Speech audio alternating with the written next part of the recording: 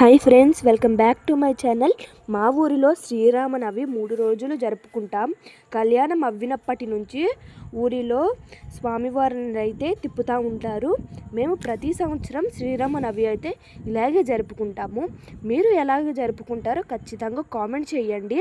మధ్యలో ఉన్నవారైతే రాముల వారు, సీతాదేవి కూడా ఉంటారు, ఇంకా లక్ష్మణ, ఇంకా హనుమంతుడు కూడా ఉంటారు.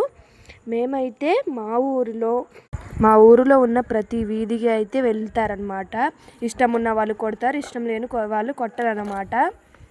నిన్న వీడియో పెట్టాము కదా, అసలు లైటింగ్స్తో మాత్రం మా ఊరిలో మాత్రం గ్రాండ్గా చేస్తారు.